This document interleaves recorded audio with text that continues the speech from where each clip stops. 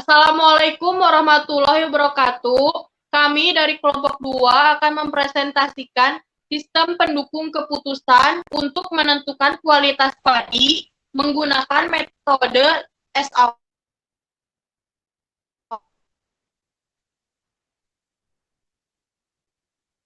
Pertanian adalah salah satu faktor penting di Indonesia. Sebagian besar masyarakat Indonesia menggantungkan hidup pada pertanian. Salah satunya adalah sebagai petani padi. Padi adalah salah satu bahan makanan yang mengandung gizi yang baik untuk manusia karena di dalamnya terkandung bahan-bahan yang mudah diubah menjadi energi. Padi dibudidayakan dengan tujuan mendapatkan hasil yang setinggi-tingginya dengan kualitas sebaik mungkin. Masing-masing daerah mempunyai jenis bibit padi sendiri-sendiri.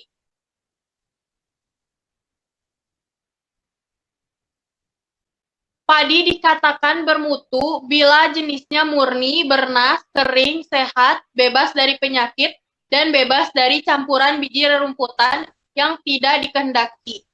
Benih yang baik harus tinggi daya kecambahnya.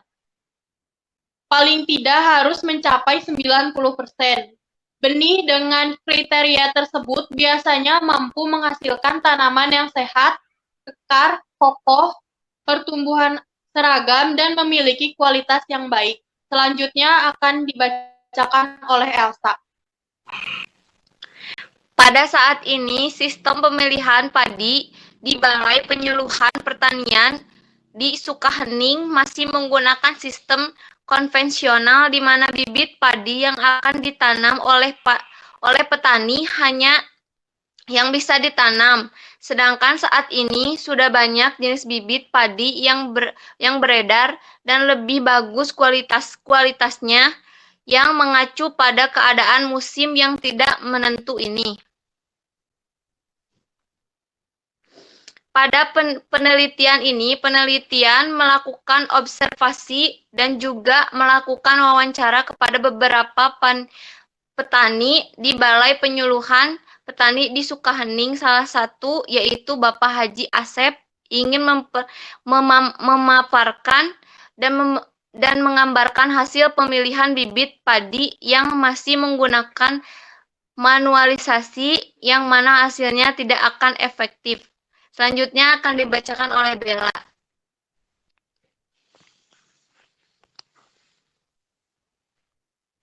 Dijelaskan bahwa petani membeli bibit padi, kemudian petani langsung menanam bibit tersebut.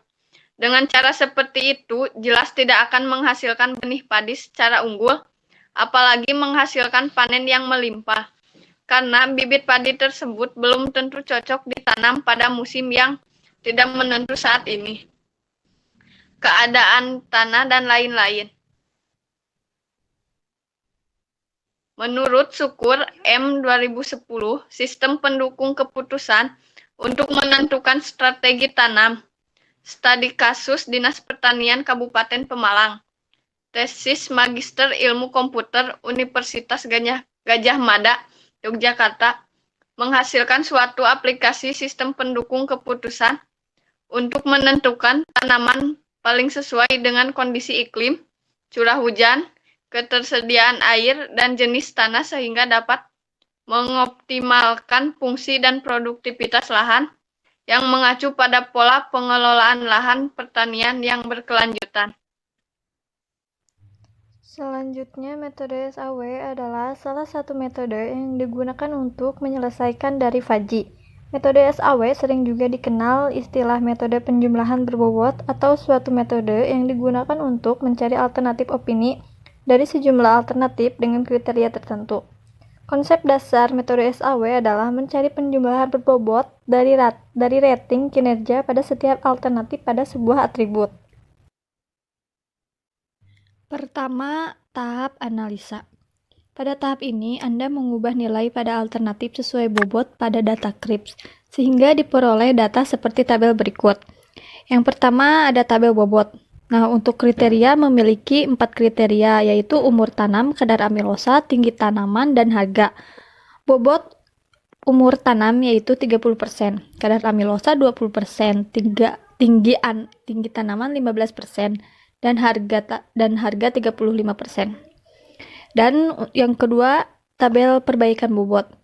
Umur tanam menjadi 0,30, kadar amilosa menjadi 0,20, tinggi tanaman menjadi 0,15, dan harga menjadi 0,35.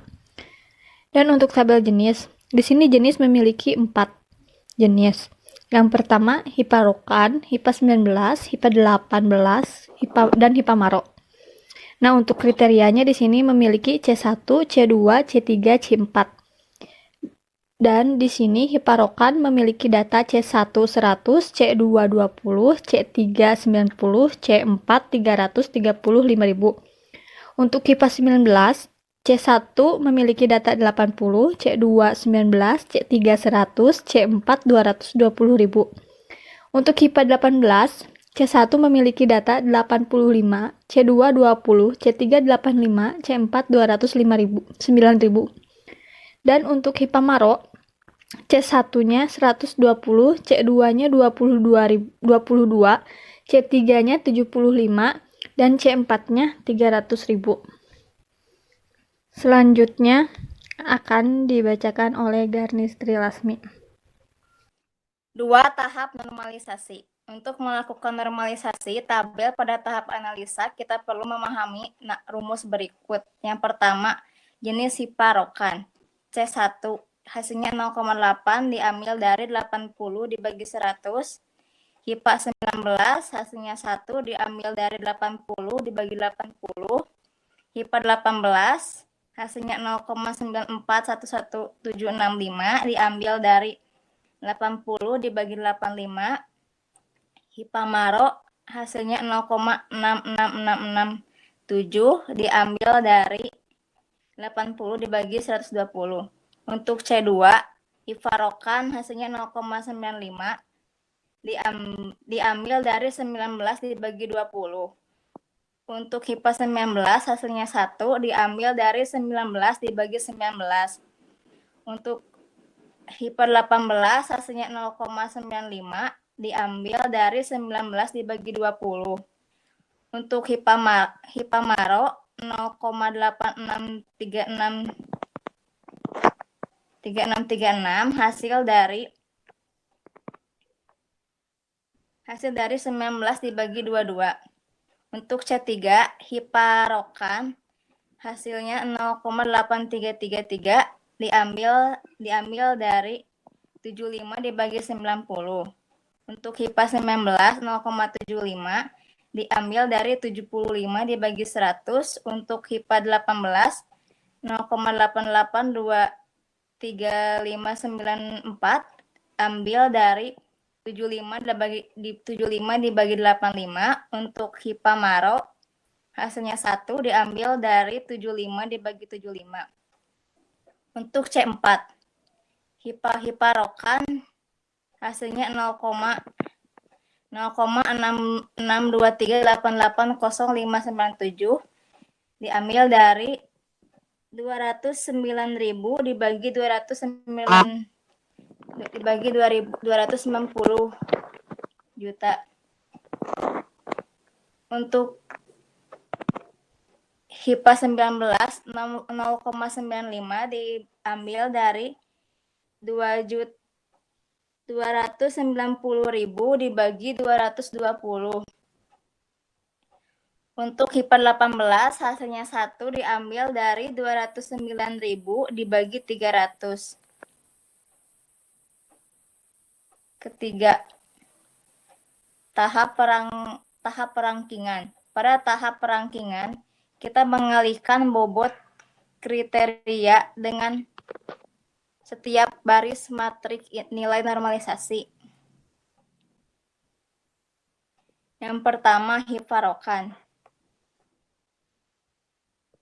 Jenis Hiparokan hasil akhirnya 0,76 diambil dari 0,30 dikali 0,8 ditambah 0,20 dikali 0,95 ditambah 0,15 dikali 0,83 ditambah 0,35 ditambah 0,62 Yang kedua, HIPA 19, hasilnya yaitu 0,33 diambil dari 0,30 dikali 1 ditambah 0,20 dikali 1 tambah 0,15 dikali 0,75 ditambah 0,35 ditambah 0,95. Untuk HIPA 18, hasilnya 0,95 diambil dari 0,30 dikali 0,04 ditambah 0,20 tambah 0,05 ditambah 0,15 dikali 0,89 ditambah 0,35 dikali 1. Yang keempat, HIPA Maro. HIPA Maro hasilnya 0,75 diambil dari 0,30 dikali 0,66 ditambah 0,70 dikali 0,87 ditambah 0,15 dikali 0,1 ditambah 0,35 dikali 0,60 sehingga hasilnya 75. Dari hasil perangkingan dapat dilihat alternatif HIPA 18 mendapat nilai terbesar, yaitu 0,95 sehingga menjadi rank 1 alternatif terbaik.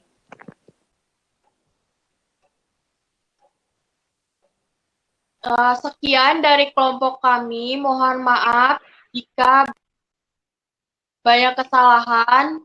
Wabillahi taufiq wa hidayah. Wassalamualaikum warahmatullahi wabarakatuh.